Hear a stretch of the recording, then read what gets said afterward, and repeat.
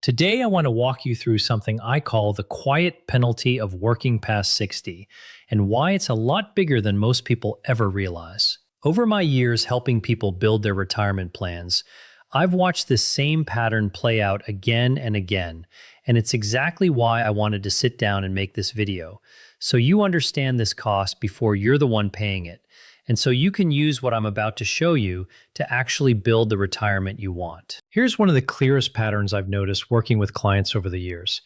There's a hidden penalty to working past 60, a mix of financial, physical, and lifestyle costs that almost nobody factors into the decision to keep working. Once you see it laid out, it changes how you think about your own timeline.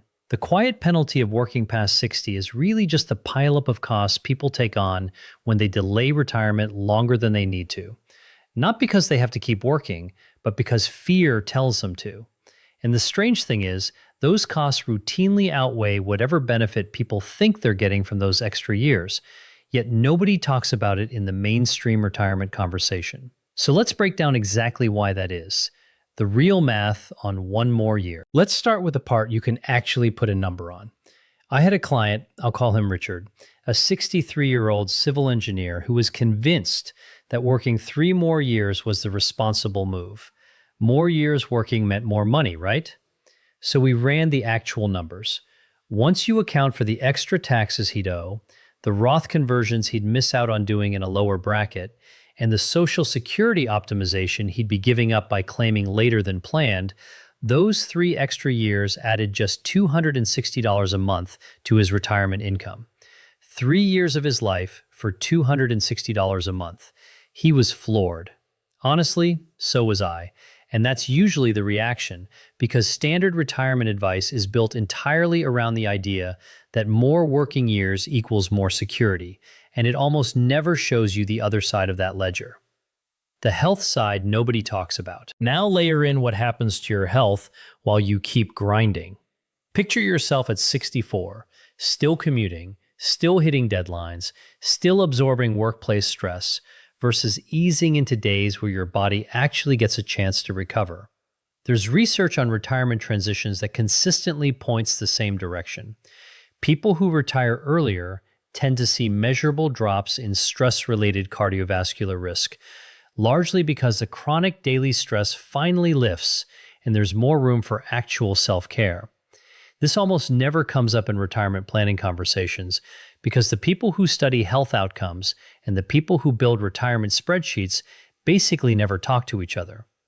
And that disconnect quietly costs people something real: the years you can't buy back. Next, let's talk about what you're actually spending when you keep working.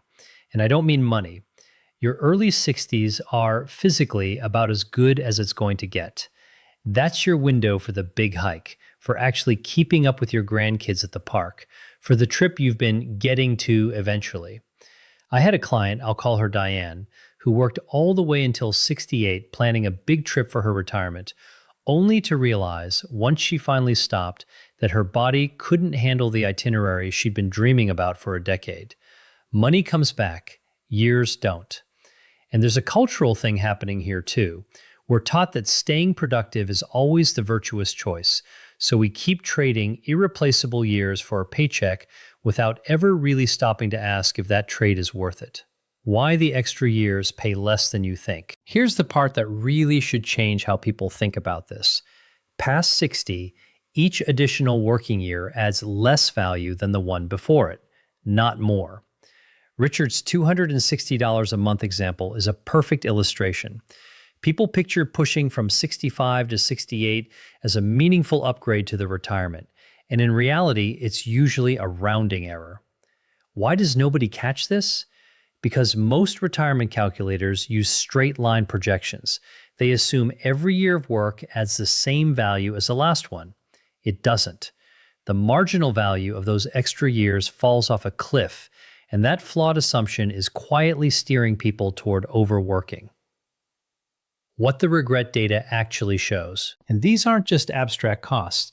They show up as real, specific regret. There's a widely cited retirement survey that found over 4 in 10 people who retired between 62 and 70 wish they'd pulled the trigger sooner. And on average, they wish they'd done it about 3 years earlier than they actually did. I see this heartbreak play out with my own clients constantly. And the frustrating part is how preventable it usually was with better planning. You rarely see this stat in the headlines because "you might run out of money" gets a lot more clicks than "you might regret staying too long." What also doesn't get said enough, money decisions can be revisited. You can pick up part-time work again if you need to. You cannot rewind the clock and get back your energy or your health. I'll give you one more example. A client of mine, I'll call her Walter's wife Joan, though honestly this happens to men and women equally, kept pushing her retirement date back until the timing was perfect and missed her grandchildren's entire early childhood waiting for that moment. She still brings it up with me years later, and it clearly weighs on her more than any of the financial trade-offs she made along the way. I think we're wired for this mistake. We instinctively protect our future financial security over our present-day joy, and that bias quietly steals the thing that actually mattered. Timing isn't only a money question, it's a life satisfaction question. Retire while you're still vibrant, and you get years of freedom to actually use. Wait too long, and you're left with nothing but what-ifs.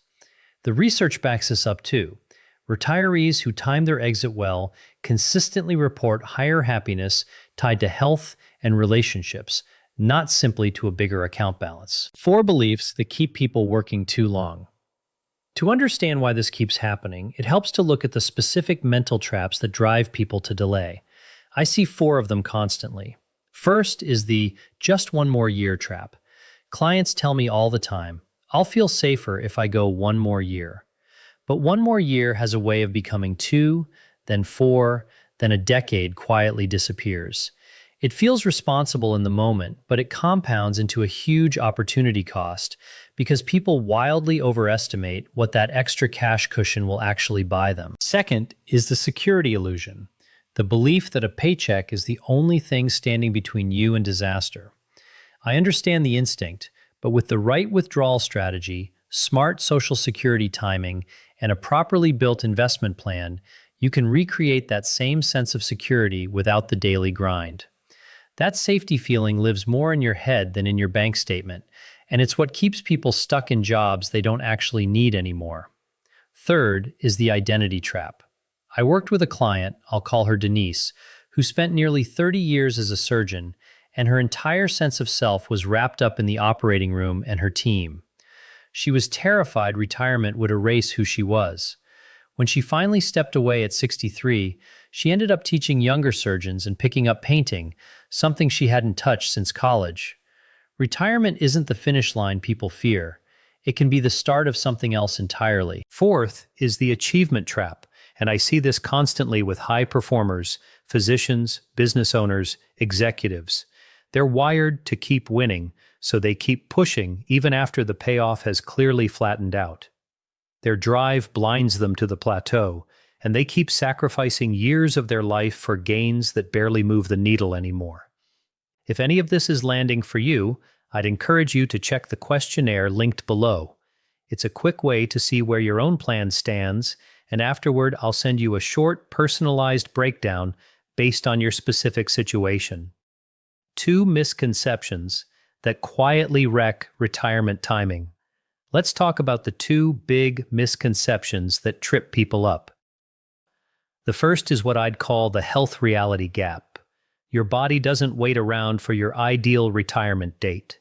Health tends to hold roughly steady through your early 60s, and then it can decline, sometimes gradually, sometimes suddenly. Most retirement planning quietly assumes a slow, predictable slide, but that's not how it actually works. One day you're fine, and the next you're dealing with a bad back or an unexpected ER visit that reshapes your whole plan overnight. And here's the cruel irony. Your early 60s are usually your most physically capable retirement years, the ones best suited for travel and activity. Delay too long, and you're trading your best years for years you may not be able to fully use. The second misconception is financial, and it ties right back to Richard's story. We're conditioned to believe more savings is always better, but past 60, Each additional working year is worth less than the one before it. Going from 65 to 68 sounds like an obvious win. It usually isn't. Higher tax brackets eat into the raise, Medicare premiums climb, and other income-based subsidies quietly disappear. Your gross paycheck looks better, your net outcome often doesn't. Worse, people give up real tax advantages available specifically in the early retirement years. Roth conversions at lower brackets, tax-free capital gains harvesting, chasing a marginal paycheck bump instead. The psychology of timing. Beyond the math, there's a psychological layer to all of this. Satisfaction in retirement depends just as much on timing as it does on your account balance. Retire while you're still healthy and energetic, and life tends to feel genuinely full. Keep stacking cash well past that point, and it can start to feel hollow, like you're guarding a pile you're not actually using. There's research on retirement and well-being that consistently shows retirement itself boosts life satisfaction, especially for people whose health is already starting to shift. We adapt fairly easily to having less money. We do not adapt well to having fewer years. Once your basic needs are covered, additional savings deliver rapidly diminishing emotional returns, and I see this firsthand with clients who've built substantial nest eggs and still can't bring themselves to actually spend the money. There's an asymmetry here worth sitting with. Retire a little early, and you can always adjust your budget. Retire too late, and you simply lose the years. There's no adjusting that afterward. The downside isn't balanced, and that alone should shift how people weigh this decision. It also lines up with the broader research on early retirement and stress-related health outcomes. Earlier transitions tend to reduce both the intensity and the duration of workplace-driven stress. And no matter how much you might earn later through part-time work or smart investment strategy, none of that buys back your 60s. If it did, we'd be watching 20-something billionaires retire. The retirement readiness triangle. One thing I remind clients constantly: the goal was never to maximize your savings. The goal is simply to have enough ROI and then build a life around it. That's the whole idea behind what I call the retirement readiness triangle. Your physical health window, your financial sufficiency, and your emotional readiness. It's not about maximizing any single point of that triangle. It's about balancing all three. That's why some early retirees seem to glow, health, money, and mindset all lined up at the same time, while people who wait too long often carry real regret over years they can't get back. And purely finance-driven planners frequently end up financially secure, but personally unfulfilled. It's like trying to bake a cake with only flour, technically an ingredient, but nowhere near a finished result on its own. A balanced approach beats a maximized one every time, because it's built around your actual life, not just your account balance. Success isn't the biggest number in your portfolio. It's the years spent actually living, watching grandkids grow up, finally learning that instrument, seeing the places you've always wanted to see. 4 steps to build your own plan. So here's how you actually put this into practice. First, run a real health timeline assessment. Take an honest look at your energy levels and your family's longevity history.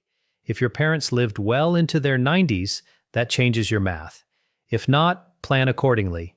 The real question is, how many genuinely active years do you likely have left? Second, build a real enough number instead of chasing an arbitrary savings target. Sit down and calculate what you actually need to spend monthly based on the life you actually want, not some generic 7-figure benchmark from a magazine article. You may be a lot closer to ready than you think. Third, build a plan around what actually brings you satisfaction: travel, volunteering, a new hobby, more time with family, and schedule it deliberately into your early retirement years instead of assuming it'll happen on its own.